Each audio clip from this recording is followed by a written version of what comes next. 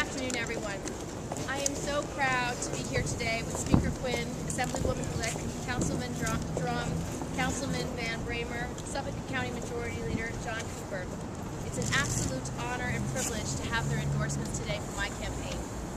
Of course, we all know that Speaker Quinn is not only a trailblazer as the first woman and openly gay Speaker of City Council, but as Speaker, she has championed the fight to ensure fairness and equality for every New Yorker. I have been proud to work with Speaker Quinn since the very first day that I became Senator. We've been working on issues that affect all New Yorkers, such as children's nutrition, childhood obesity, improving the health and well-being of all New Yorkers, and working on our economy and how we create jobs. At the start of the school year, we joined together to create a strong legislative agenda to put healthier meals in our schools and cafeterias to make sure New York gets her fair share of federal resources to do it. We put together legislation to ban all trans fats in all school meals, expanding school meal service to more low-income school children in New York City, and increase the federal reimbursement rate for schools participating in the National School Lunch Program, and make enrolling in school lunch programs much easier for parents.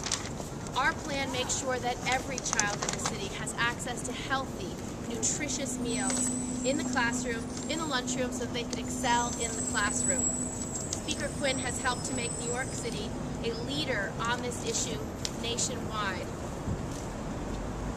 I know that Speaker Quinn and everyone standing here today shares the same vision as I do. A future that promises that every single New Yorker has the same rights, the same benefits, the same freedom to live their lives and to pursue their dreams and serve this country openly and freely. But we cannot wait to put off the future any longer. Our city's LGBT community have waited long enough for the fairness and equality that they rightly deserve. So when I came to the Senate, I came determined to end some of the most unjust, harmful policies that never should have been written into law in the first place. I am an original co-sponsor of the Matthew Shepard and James Beard Hate Crimes Prevention Act that we passed last year to make sure that we never again turn a blind eye to hate crimes and punish those who perpetrate heinous hate crimes with the full force of the law.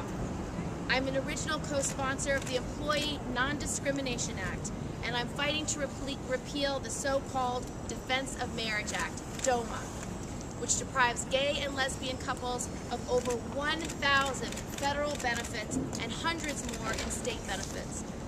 I've been leading the fight in the Senate to repeal Don't Ask, Don't Tell, a policy that hampers our military readiness and the strength of our military. Since that policy's been in place, we have lost 13,000 personnel. We've lost 10% of our foreign language speakers, particularly in Farsi and Arabic, which are so important in fighting terrorism. We have lost over 800 personnel in mission-critical areas, which means they cannot easily be replaced. And we've spent more than $100 million just on recruitment and replacement costs alone. Not only is this policy unfair, unjust, and discriminatory, but it does not reflect who we are as Americans. It is something that undermines our military readiness and undermines our command structure, because we are asking men and women to lie about the most fundamental part of their life every day. We are making progress on repealing Don't Ask, Don't Tell. We will be having a hearing in the next week on this very destructive policy, and as you all heard in the State of the Union address, the President hopes to repeal this policy now. And while some say that now is not the right time, that these changes are too bold, I say, tell that to the countless men and women in this city who couldn't visit the persons that they loved because of outdated rules and regulations that are not fair to Americans. Tell it to the countless men in this city who can't take their children to the same daycare center that everyone they work with can.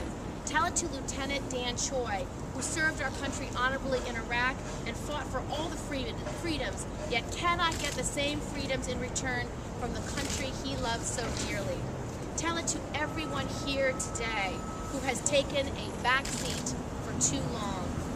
Well, this is New York, and we take a back seat to no one. I pledge to stand here today with everyone here and to continue to fight to ensure that these wrongful policies have no place in this state and no place in our country.